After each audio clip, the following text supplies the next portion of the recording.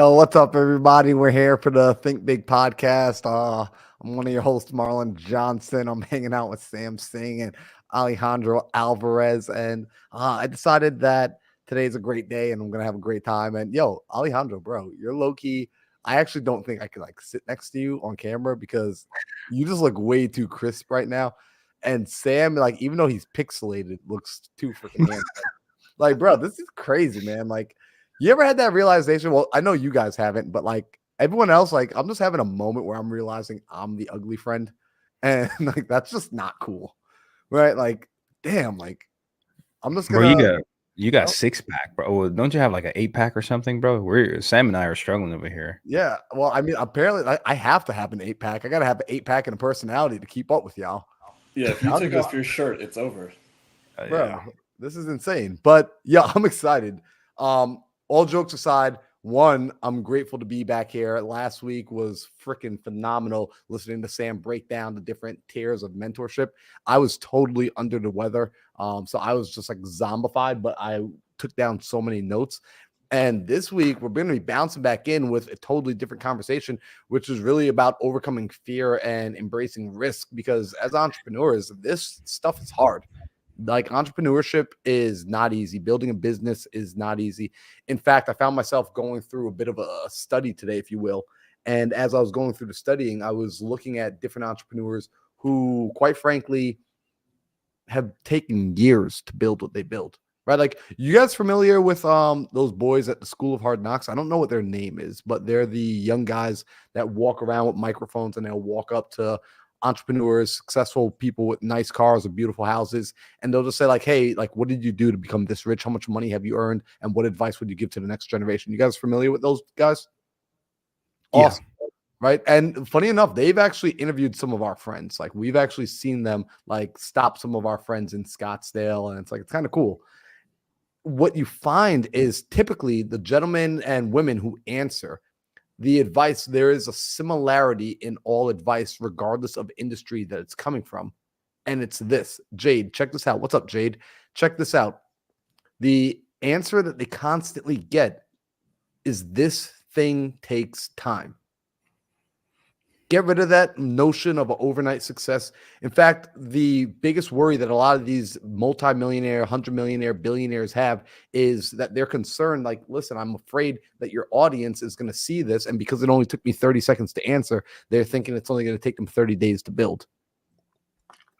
Guys, I'm still in the process of building. I'm like 3-4 years into my real estate, not even real estate, into my entrepreneurial, into like being a business owner. And I'm constantly evolving. Like, in fact, Sam gave me a paradigm shift a few weeks ago where he said, bro, you're not a real estate investor, you're a business owner. And it's taking me time to even absorb that and to really get my own mind shifting and realizing, wow, he's absolutely right. And as a business owner, my main job is to give other people jobs. Go figure.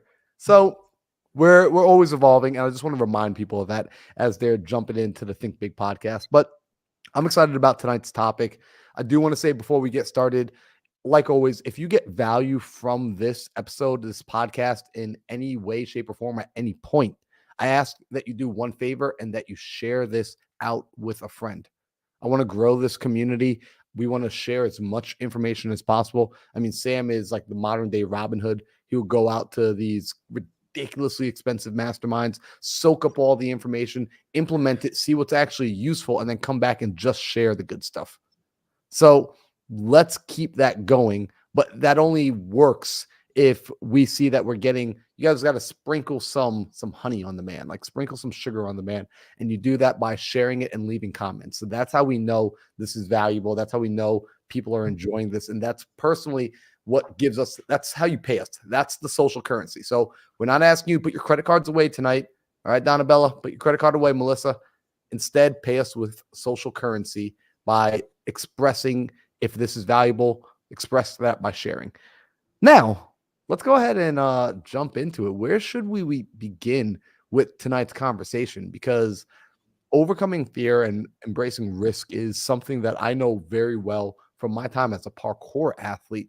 However, I'm curious as to how that applies or how y'all see it applying in business, and maybe what are some things that newer entrepreneurs should be made aware of, because my goal here tonight is to set the expectation for the sake of people being able to have expectation and reality meet so they don't give up too soon. I want to start with this. You've got an interesting background. In parkour, it is safe to say that you could get severely injured or potentially die. Right?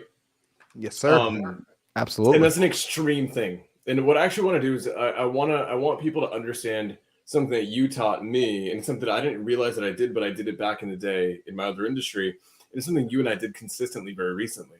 And that is visualization of a risk. And so you and I actually want you to do this, man, because you and I did something really crazy very recently. And we had to visualize the hell out of it before we did it, probably for at least a day. And it was the riskiest thing we've probably ever done. You want to go ahead and talk about that? 100%. Because also, by the way, one of our brothers just joined us in that club yesterday. Darren in Hawaii. Wait, yeah. So that's so sick. All right, I'm gonna call him. Darren's in Hawaii right now for real quick, guys. You see, I'm like a squirrel. Shout out to Kamohai and Tristan. Shout out to our amazing friends down in Hawaii who have put together an amazing community, built an amazing business, and are airing tonight on HGTV their new show that showcases them flipping homes and renovating properties out in Hawaii. I mean, we could not be more proud of them. That's airing tonight at 9 p.m. Eastern Standard Time. So we'll drop the link for that below. That's just, I don't even have I wasn't even ready to talk about that. I just wanted to share that because those two are phenomenal human beings. But our buddy Darren is in Hawaii, and he just did what Sam and I did a couple of weeks ago, which is he got into an airplane, flew up. He went to about 13,500 feet in the air and opened the door to jump out of the airplane. This is an activity that arguably can very easily lead to your death. And what's so crazy about this is it was his first time doing it. He did it because he felt inspired after us talking about our experience of jumping out of the airplane on our own solo with nobody strapped to our backs, just a parachute on our backs. And as Sam and I, we did this when we were down in Tampa, Florida, early this January. Shout out to Brad Romaine. And when we were doing this, we were taking this class, and on the ground floor, here's what they did. They didn't say, okay, don't worry, skydiving is safe. Don't worry, you're going to make it through alive. You're all winners. Here's your participation trophy. No, in fact, the first couple of moments of even signing waivers, the word death was highlighted in bold probably about 17 times on the first page, because they wanted to say, hey, you are taking on additional risk. Sure, there's potentially the most amazing experience on the end of this rainbow, on the end of this ride, but please understand, you are taking on so much more additional risk. Do you want to move forward? I wish people had to sign a waiver like that before getting into entrepreneurship. I think, in fact, everyone should sign some form of waiver like that with themselves. And a part of that, though, was they wanted us to really acknowledge what was about to happen. And so a part of acknowledging that was actually sitting down and visualizing and seeing the ways that everything could possibly go wrong. It wasn't just about looking at the ways it can go right. Because if it goes right, the truth is we don't need any contingency. If things go right, we don't need any additional tools. If things go right, we don't need anybody's help. It's when things go wrong, that's when we're looking at, I'm stuck in this hole, and how do I keep moving forward? So a part of our training, if you will, was to actually see the parachute malfunctioning. It was actually to see the strings getting tangled up. It was to actually imagine all of this in full detail. Feel yourself dropping after being caught by a little bit of drag. Feel yourself dropping again after you thought everything was okay, and figuring out how would you respond in that moment. If people built their business this way, I think they would be better prepared And I can speak for myself. I know for myself, I would be better prepared had I thought of more contingencies and started to really protect myself against the downside. Right? Arguably, risk is a part of the game, and it's not about risk avoidance, it's risk mitigation. And the only way we can mitigate it is to see it coming head on. So we visualize ultimately the worst case scenario, which is a practice I personally adopted from my parkour days. It wasn't just about seeing the move happen the way I anticipated. It was more about seeing. Is it cool if I tell a story? All right. One of my favorite things in parkour, I don't do this as much anymore. One of my favorite activities in parkour we called descents. And this was going to the top of a very tall building or a tall structure. Parking garages were some of our favorite things. And this would be climbing onto the outside of the structure and actually dropping yourself from level to level to level to level as quickly as you possibly can. And during this process, there's actually a moment where you are fully letting go, hands and feet from the wall, and you're now free falling down to the structure below you to catch on to essentially what is about a 1-inch lip on the side of the wall and to get your hands back in to catch your body to lower yourself to the next descent. If you miss your hands or if you miss the footing, oftentimes you're taking a 50, 60, 70-foot drop down to earth. It is extremely high consequence, but here's the funny thing. Level of difficulty to actually do the motion, not hard at all. More mental, 95% mental. And so because it's so mental but not physically demanding, what can often happen at heights is you can begin to see without wanting to the worst case scenario. You could see yourself slipping off the edge. You could see a bird flying under your foot at the last second when you go to step on the ledge and you miss your slip, or a little bit of dust, and all the what ifs start to flash before your eyes. And here's what novice athletes try to do. They try to shake it off. I didn't just see that. No, that's not real. I didn't just see it. And what scares me about that when people do this, no, the deal's not going to fall apart. No, I didn't see that. What scares me about that is they're not acknowledging a potential reality. And because they're not acknowledging a potential reality, that potential reality is lurking in the dark, ready to pop up on them and steal their focus in the time of when we need them, right? In the critical moment where we need them to be fully attentive, that scary reality can pop up on them. Instead, what I would do was I would actually recognize, you know what, I am scared. I do feel that something is potentially dangerous. I actually want to live in my mind and do a simulation in my mind of that worst case scenario and say, well, you know, what happens if I were to miss my footing while dropping? How could I recover? And I would mentally go through the recovery in my mind and I would build out the contingency. And by going through this, acknowledging that there is potential danger and also mentally preparing that recovery. And I might even find, you know what, that's actually a good recovery to practice before I even move forward with this motion, before I even move forward and do this deal.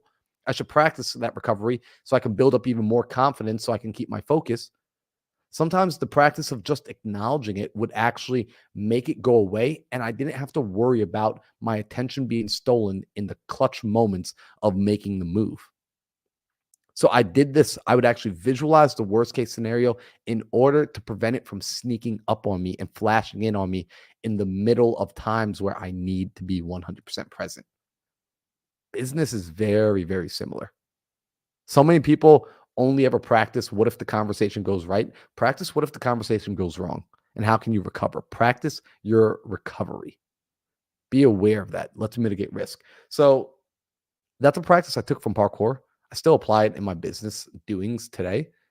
And it's been very helpful for progressing. It's been very helpful for getting me over what I think most people refer to as analysis paralysis, which is this I'm overthinking how to do it because I want it to be perfect. And by acknowledging like it's not going to be perfect, by acknowledging that there are worst case scenarios and just building a contingency, it gave me enough oomph to simply take action right here, right now, where I'm at. So I'm going to stop talking though, guys, because I mean, if you let me, I will just keep going. And that's what happens. I talk way too much, y'all. Well, I want to highlight this because before we can go into overcoming fears, right? Alejandro, you talk to so many newbies, man. You lead all these Zooms and you teach so many people. What are common fears that you see new investors and new entrepreneurs have? Because I want to identify those before we can showcase how to overcome them.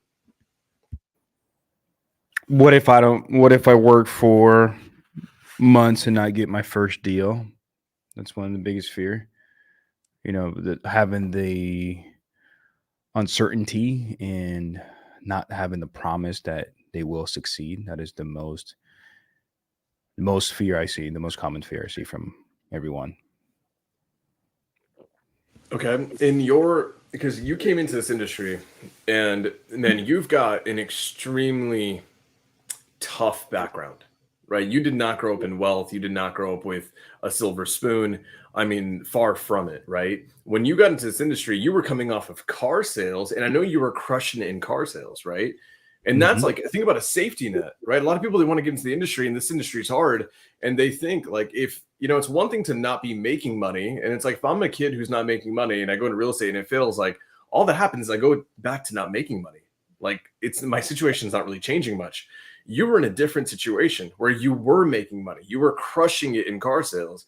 Did you have that same level of fear? Because you're like, hey, if I start doing real estate, I'm not selling cars, I'm like putting this on the line. Was that fear present in your mind?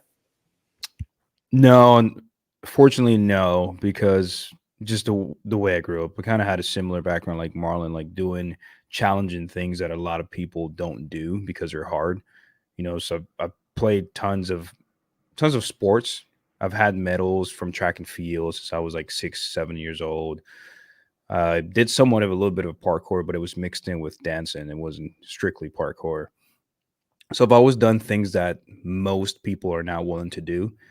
And I've always realized coming into sales that I was going to defeat or at least chase the top person in that industry. And sure enough, I've always came top one in any of the businesses that I've worked in. Obviously, except real estate, because it's unlimited to how many things you can do in real estate. Okay, so I want to isolate this, right? You say new investors, they have a fear of, essentially, it sounds like fear of failure, right? They spend all this time, they work, they work, they work, it doesn't pay out. I want to hit on a few other ones. One that I see a lot and I see this, and I think this was the actual reason why I've scaled and so many people haven't scaled. And that's the fear, not of failure, but of losing money. It is like a fear of loss, right? It's one thing to fail, like know that you just were shitty at what you tried and it didn't work out and you didn't make the money. It's another thing to put up money, right? Like I mentioned this in the chat. I'm going to drop $130,000 this year on mentorship and just coaching, just one-on-one coaching with a billionaire. It's going to cost me 130 grand total. And I've already spent 150K over the last 18 months. And so I understand, the danger and the risk and the fear of spending the money not to make the money back. But that's another thing that I see with a lot of people. They don't want to spend the money on the data, on the VAs, on the systems, on the processes. And I would say it is almost it is not almost, it is a requirement to grow in business to have to spend some money in some way, shape, or form. And so I think what ends up happening is I see people, they go on this segue, this kind of derailed tangent where they come into certain communities and because they're in a position where they may not have a ton of money, what they do is this: they do the free things. They do the JVs, the direct to agents, the expired listings, all these things that cost nothing, right? And here's the problem. They stay there for years. And what ends up happening is their entire businesses are built off of a Facebook group or a Facebook community and honestly, if they were removed from said community, if that Facebook group disappeared tomorrow, their businesses disappeared too. So I actually want to highlight this for people. I'm an advocate of starting start by maximizing the means that you have. You will get to a point in your business where like you have to overcome the fear of spending money and the fear of losing money. Guys, this past week, I dropped probably more money in one day reinvesting the business than I've ever done. I sent out 2 wires. One was a small one comparatively. It was like 17 grand for systems development for one tiny little part of systems. And the second wire 2 hours later was for $117,000. That's a big gamble. It could go away. There was no there was no securement. It's not attached to real estate. It is like a dangerous risk for me to be able to put that back into my business. And I don't want people to think like I don't feel anything or I'm at a point where like it's so removed where like sending $117,000 wire means nothing to me. No, it was scary as hell. It was scary as hell.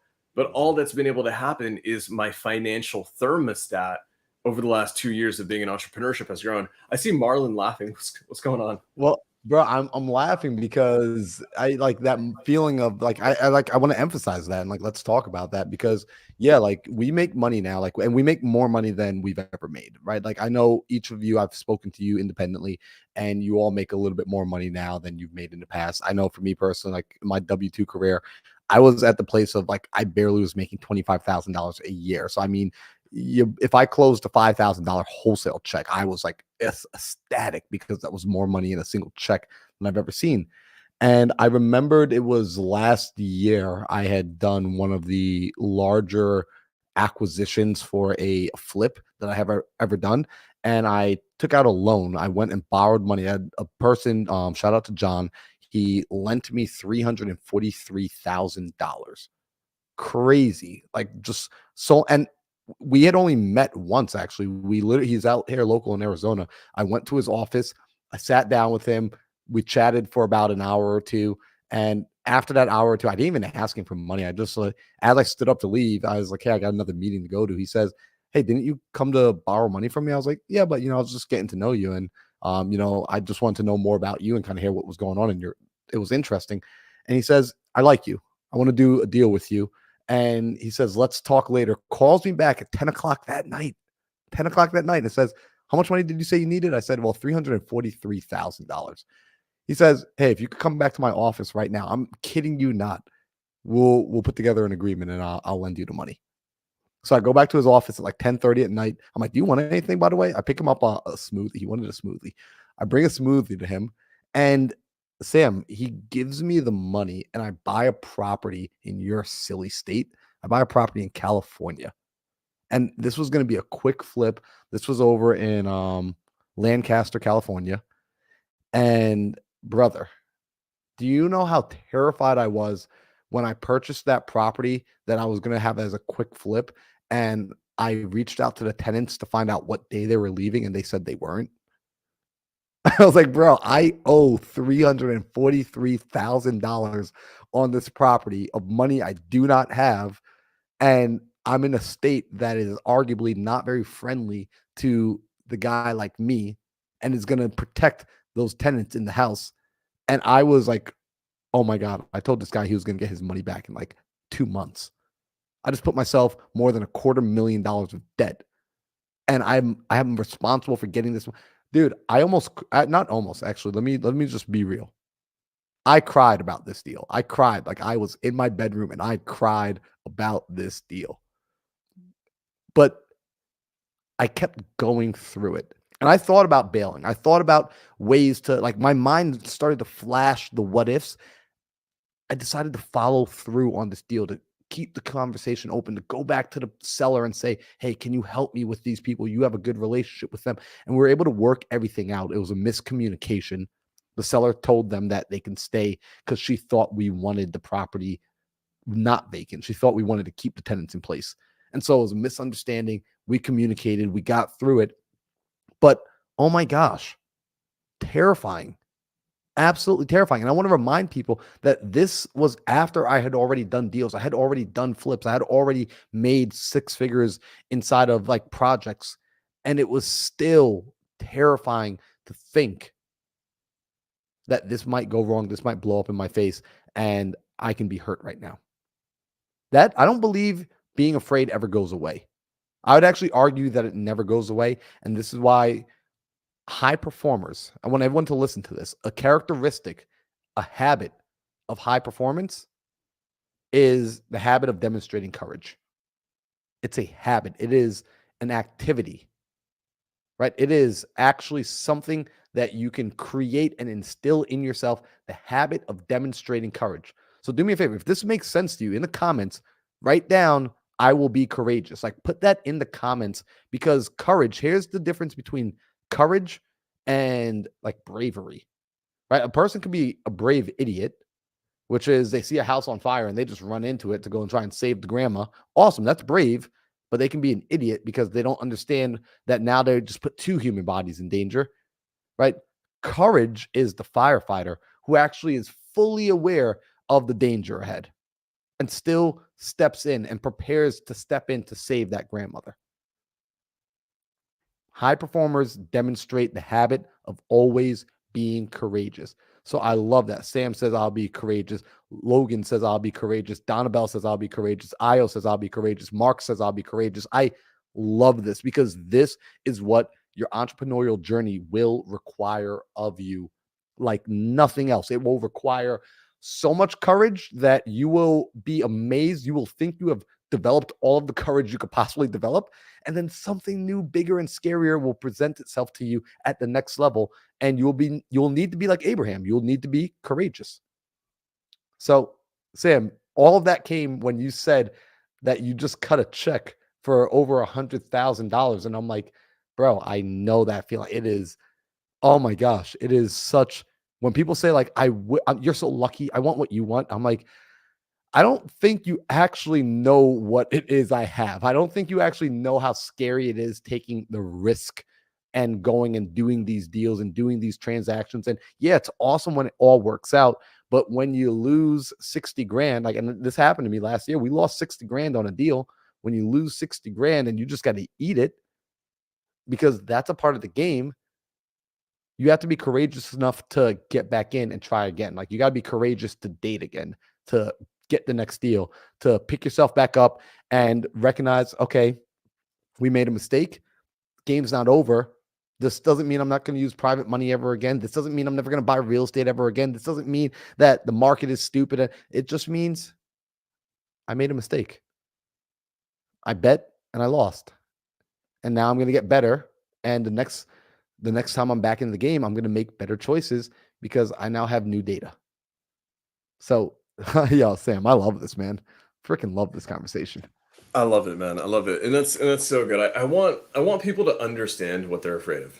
I want them to isolate and identify and explicitly tell themselves like this is actually what I'm afraid of, right? And I know for a lot of people, and I want you guys to understand that fear is not something that goes away. It just changes. It just changes. It's applied to different things. In the beginning, we jumped out of a plane.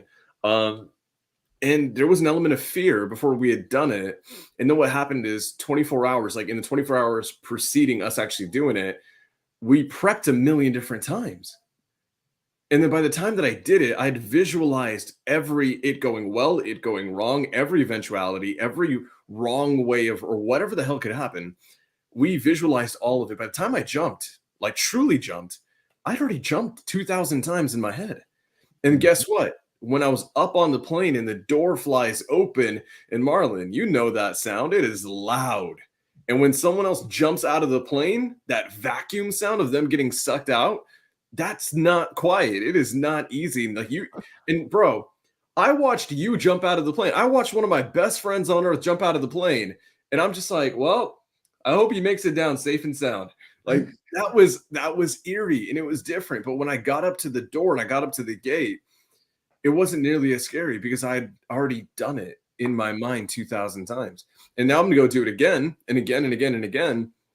Guys, by the 20th time, it's not that the element of fear, natural fear, it'll still be there to a degree, but it'll minimize because I've become comfortable, because I've done it through repetition. I've prepped so many times. And I want you guys to understand that as you level up as entrepreneurs right now, it may be a fear of spending money. It may be a fear of, picking up the phone and dialing the seller because you don't want to get cussed out. It may be a fear of shooting the shot on a sub-2 deal because it's your first time doing it. You're like wondering, oh my God, what if I screw everything up and the due on sale gets called and now I'm committing mortgage fraud or blah, blah, blah, blah, blah. Like as you do more, the fears start dissipating. And it's not that they go away fully. They'll just find something new to attach to.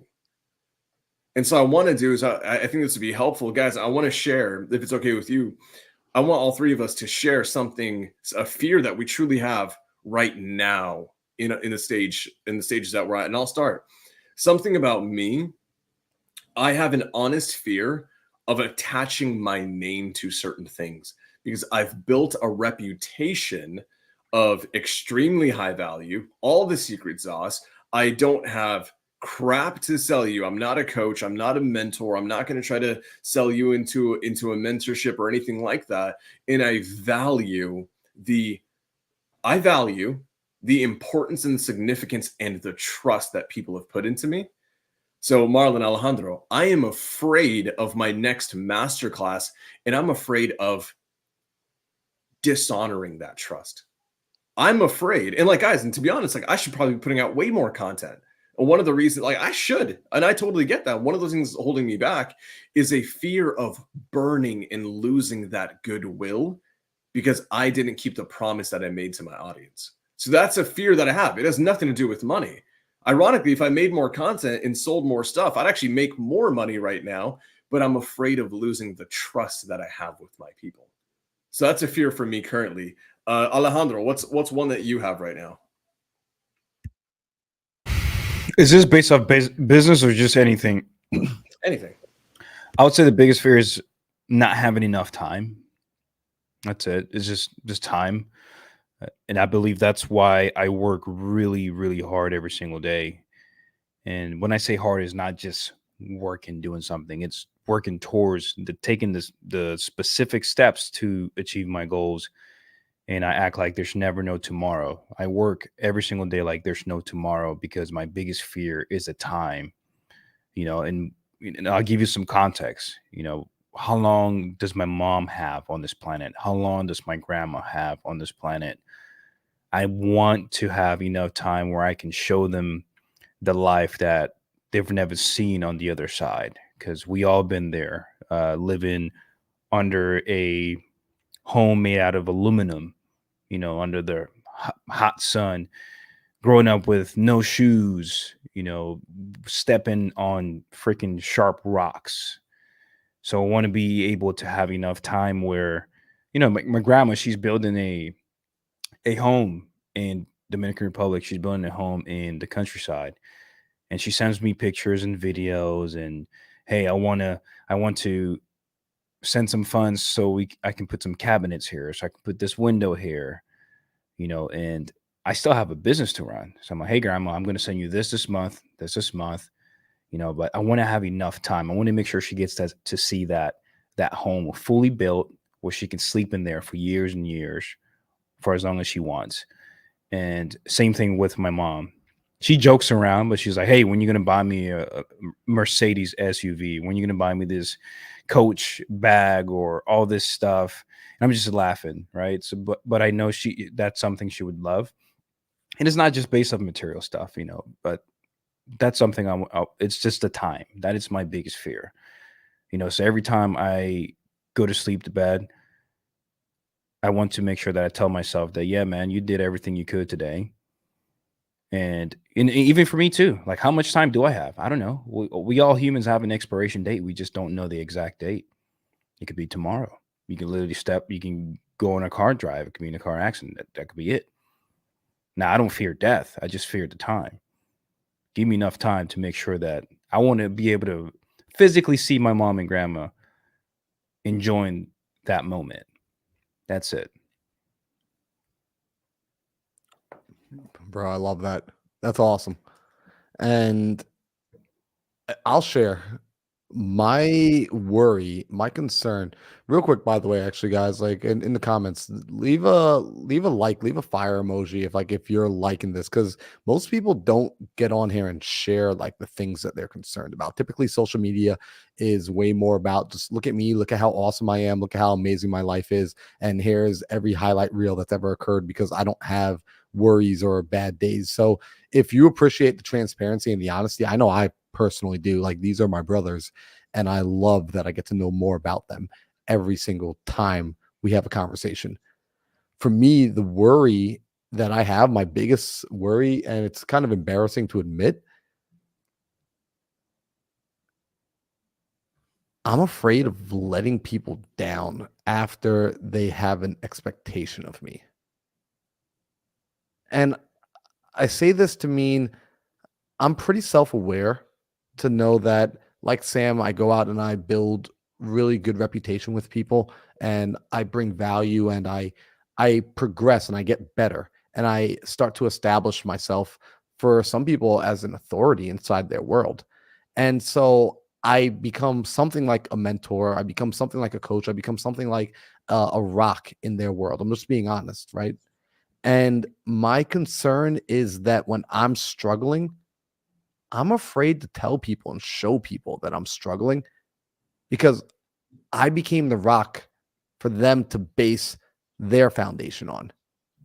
And now if I start to shake, I'm worried that it will cause their amazing progress to be derailed because I couldn't get it together. And so that becomes a worry of mine of, well, where do I go to get the help that I need without burdening the people who are relying on me to help them? And I want to continue to be able to serve them, and I just don't want to let them down. And that's really something like that bothered me for a long time. And thankfully, I have amazing friends who I look at, like Sam, like Alejandro, where I look at these men who are strong enough to have their own foundation as well, that they're not reliant on me and that they're building with me, not on me and not from me. And so I can go to them with my problems. This is why I join masterminds. However, there are still times where I struggle and I don't want to. I'm afraid to show that I'm struggling sometimes. Just being honest, right? Like, so that's my worry because I don't want to lose the amazing relationships. I optimize life. Everyone optimizes for different things. Some people optimize to grow the biggest empire in the world. Some people optimize to be the most artistic in the world. I optimize for relationships. My life is absolutely, I would trade everything I own, every asset I own, if it meant the preservation of the most meaningful relationships in my life without literally there isn't a second thought to it. So the thought of potentially losing relationships due to my incompetence scares me.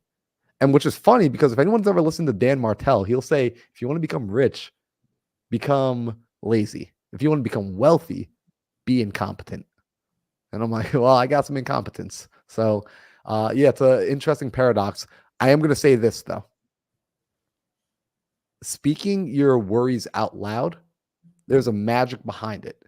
Because even as I heard myself say it out loud, it's almost like my brain started to tell me why what I'm worried about isn't real. Why it's an illusion. The things that scare us are an illusion. So I appreciate everyone that was brave enough to share in the chats some of the things that they're worried about, right? Like Max shared that his biggest fear is being a disappointment to his friends and family. And hopefully as you type that out, Mac, and I know you, Mac, you're a freaking hard worker. You're always showing up for your family. Like, kidding me? You show up for what you do. I hope as you wrote that, you started to realize, man, that's not even real. That doesn't even need to hold me down. Right? Deborah says the biggest fear is the fear of failure. Right? And like when you think about what is failure, and hopefully y'all don't mind me kind of talking about this out loud, but when you think about what is failure, failure isn't messing up. Failure is messing up and staying down. If you get back up after any experience, you didn't fail, you learned. So I love and appreciate y'all for sharing these. But I'm gonna pass the mic back over because Sam and Alejandro, you guys know if you don't take the mic from me, I will just keep talking. I love talking to our people. Like, I love this community. By the way, the podcast is growing. I love how many people are on here tonight. Yeah, I got you, man. And our engagement's phenomenal tonight. I actually want to hit on this. I want everyone to realize, everyone who put a fear in the chat, and I read through all of them. I want you to all realize that your fears that you've all like openly claimed are also your power if you just repackage them. Everyone said, like, a lot of people said something to the effect of, I'm afraid of letting down my family. Like, the reality is that fear right there is your fuel. And a lot of people, what I've constantly realized is when people have a fear, very often the fear itself is usually not irrational. I'm afraid of letting down my family. I'm afraid of not being there for my kids. Great. If you actually keep that front and center in your mind, you can create a business that solves that all day. And the problem that happens is I see entrepreneurs who they miss out on time with family and they miss out on time with all these things, right? Or they're afraid to take, and I want to pivot into the next kind of little segment, which is risk, right? Fear is one thing. I'm afraid of all these things. The reality is you have to embrace risk to overcome a lot of that stuff. It is the requirement for me to have overcome spending 117 grand honestly on a business gamble is I have to, the only way I can get over it is overcoming in by taking on that risk and actually doing it at least one time and seeing what happens, right? And if your fear is, hey, I want to be with I'm afraid that I'm not going to be with my kids enough. And they're going to grow up with an absent father. Okay. And because if you guys don't know, I was raised by a single mom. So I would hate for my kids to have an absent father because I didn't have a father. That is a legitimate fear for me. But guess what? The risk that I have to take in business, the payoff of that risk is going to be me making more money, me being able to hire people, me putting in systems and processes that allows the business to run on its own. And guess what all that risk entails, or what is a byproduct of me just owning that risk? Me getting all my damn time back and being a present freaking father. And I want everyone to realize that a lot of times the fears that you have, coupled with the risk that you're afraid of taking, ironically, the risk that you're afraid of taking is the answer to your fear. And it's the weirdest freaking thing. And Marlon, you highlighted this, man. People, they run away from identifying or claiming or opening up about their fears, especially publicly, because, our society, especially, I'm going to be very honest here, especially to men aren't encouraged to share their fears. Not in Western society, right? Not in Western culture, and hell, not even in like Asian culture, traditional Asian culture. Hell no. So many parts of Western society in Central and South America as well, it is very masculine, right? We have masculinity as a thing, and men can't open up about fears. They can't open up about the risk they're afraid of taking. But the reality is it's critical. It is completely critical, because if you don't own it, identify it, claim it publicly, how the hell are you going to put yourself in uncomfortable situations to solve it? It's honestly, it's like it's one of those things where it's like this. Oh man, like it's the actual scary stuff. Like it's doing the actual, like so many people can do the thing that like other people perceive as scary. That doesn't actually grow you. And I love what you said, bro. Like the fear is your fuel. I wrote that down. Like that needs to be on a t-shirt. Like that should absolutely. It's true. Like the things that you're worried about is going to send you into where you need to be. And that's the risk, right? Because again, we're now going into the thing that can hurt us. Like the reason you're afraid is because there is an acknowledgement that this can hurt me. Right? Like having that uncomfortable conversation, investing that money, putting it all on you, betting on yourself, could I share with you one of the, here's a worry that I don't ever actually think I've ever said out loud to anybody else. Actually, even as I'm saying this, like I'm already second guessing saying it, but now I feel like I have to because I already opened the bag. Oh, damn, this is hard. You're in it too deep, man. You got to go. Yeah, this is why I should not talk. This is why I don't like being live all the time. All right, well, no, seriously, like one of the scariest things I ever had was being in a relationship and knowing that it's my role and responsibility to provide, and being afraid to tell the person, you can count on me. Go ahead and stop. I'll take care of everything else. Because I was afraid of what if I messed up? And I truly did get someone to follow me.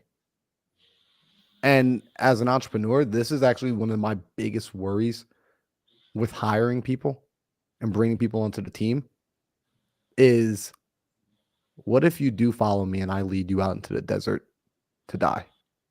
Because I couldn't find the oasis for us.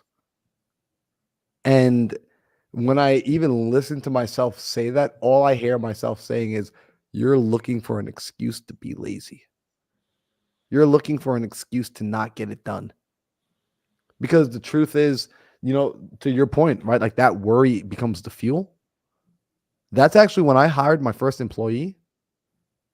Bro, I thought I was going to do less work. I started working harder than I ever worked before. I was like, I need to make sure that they can support their family. I need to make sure that they can eat.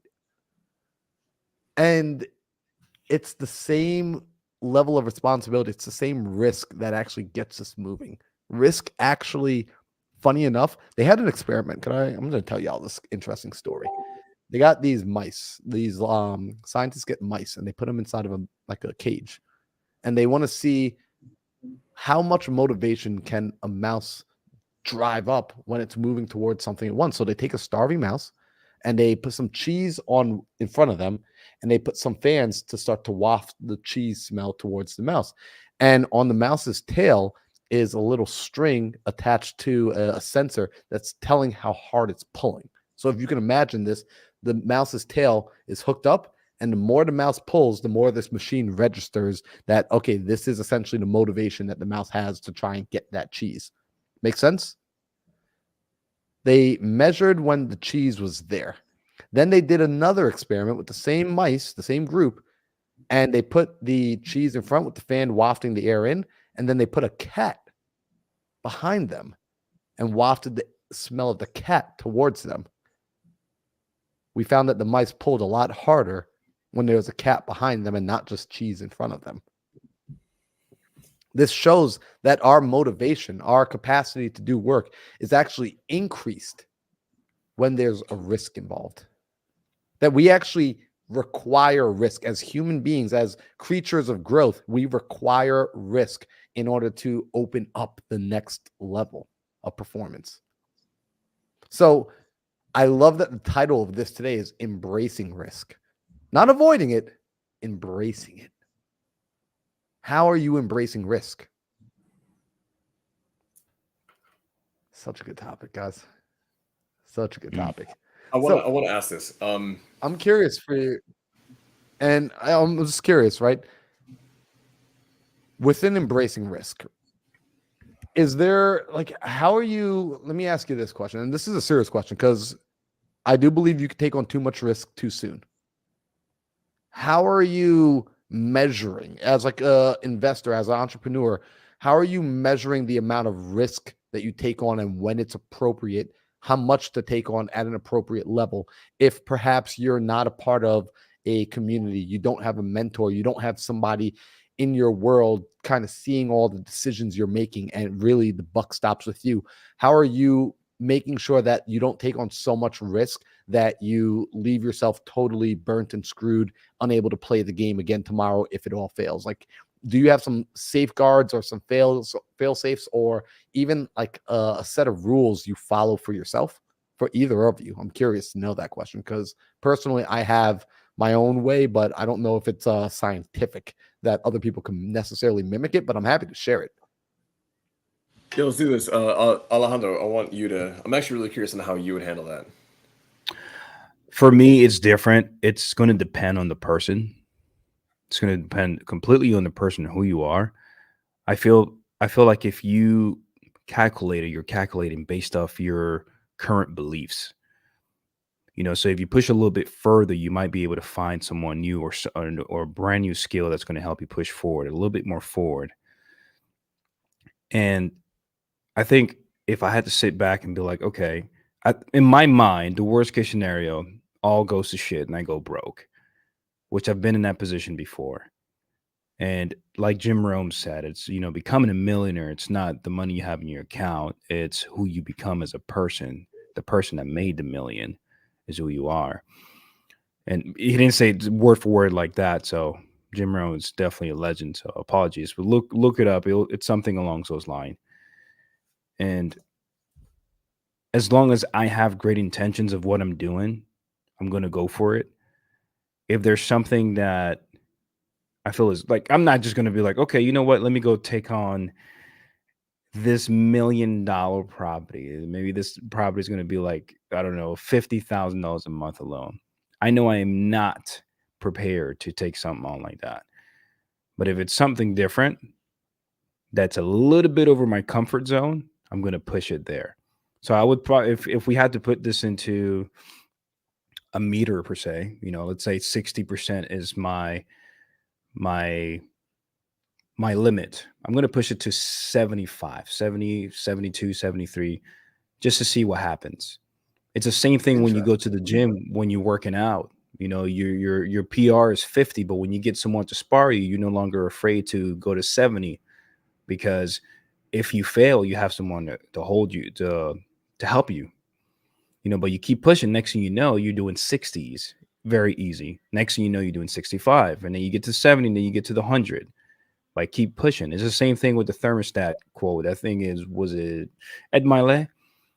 Like, if you with the temperature of the thermostat, if it's at 60 and you go to 80 and something along those lines. But I'm always going to push myself a little bit over to what I believe my limits are, because that's the only way I can find a new skill for myself, or a new version of myself. Hopefully that made sense. I don't know if that went all over the place. Yeah, it's interesting. You actually hit on something I wanted to hit on. I want to I'm going to highlight this, and if you guys didn't catch it, especially with the weightlifting side, it's basically, he talks about progressive overload, right? And progressive overload is, of course, Marlon has the guy with the gym upstairs. Progressive overload is simple, right? It's not every time you go into the gym and you crush your workout, the next time you're going to just, in very small increments, increase the weight, the stress, the pressure, right? So your body has enough resistance for it to, feel the pain and break down muscle fibers, but still be able to come back from it. And that's the game, right?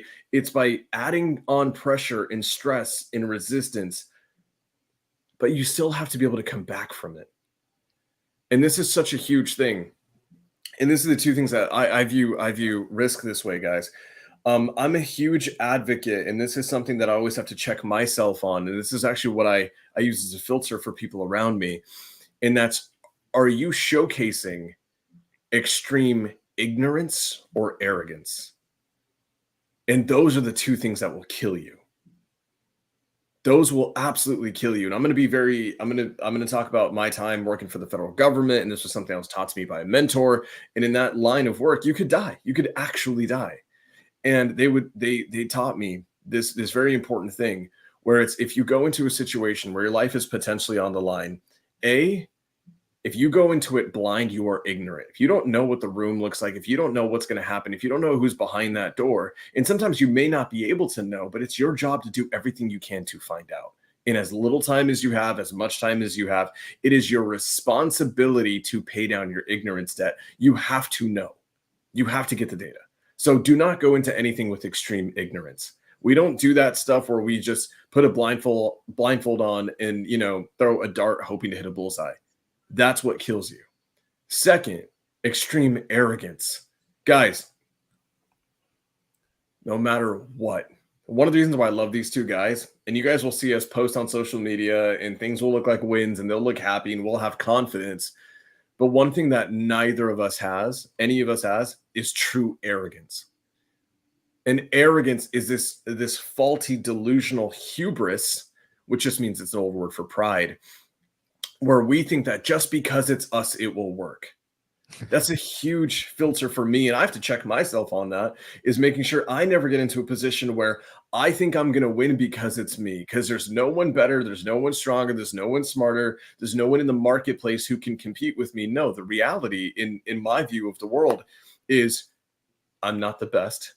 I'm not the smartest, the strongest, the most capable. I'm not any of these things. I'm not the most of anything. And I'm also probably not the worst of anything. I am very aware that I don't know what I don't know. And I'm not as good as I may think I am on a good day. Don't go into any situation with extreme ignorance or extreme arrogance, because those two things will freaking kill you. That's part one for me. That is like critical. And the second part is, guys, this is why I pay for mentorship. Guys, my first year of real estate, like almost 90% of the profit that I made, I did not take home. I actually reinvested it in mentorship and masterminding and getting myself into bigger rooms. Why? Because it's going to take me 20, 30, 40, 50 years to pay down that ignorance debt, right? I want to go and learn from the folks who've taken the risk. Why is that Marlon and I felt safe jumping out of that plane? One, because we always knew that we were going to do it. But two, truly, because we spent an entire day prior surrounded by people who had jumped not one time or two times, but thousands of times. We paid someone to give us their wisdom. So the reality is this, guys. Risk is required for growth, right? Risk, resistance, stress, pain, it's all required for growth. Mhm. Don't go into it with ignorance. Don't go into it with supreme arrogance because it will kill you. Utilize the people around you who have the answers because they've done it. The wisdom is a thing for a reason, right? And then I would say, honest to God, this is so truly, truly, truly important, is if you can help it, don't do it alone. That's another huge thing. So, Marlon, it's yours, man. Yeah, no, dude, you hit the nail on the head, and I just want to highlight something because I know sometimes what people think they heard and what you actually said are two different things. And you mentioned there was an adjective, extreme. There is a level of ignorance that a person's going to have, like the level of it, right? Like you've got to be ignorant. Like it's what was Steve Jobs? What was the word for reality distortion? Right? There's a level of reality distortion, and there's a level of like you believe you will make it happen, but a level of it, not so much of it that you are blind to the truth. You are blind to the actual problems and the actual work that needs to be done.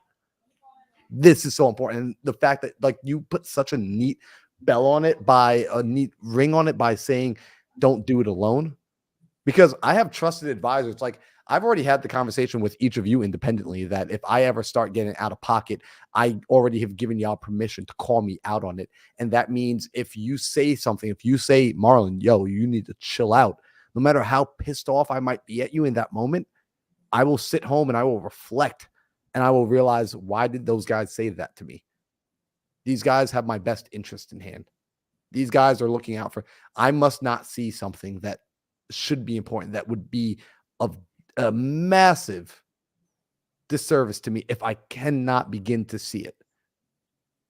So I thought what you just said, man, of like having the people around you, so wildly important. So wildly important.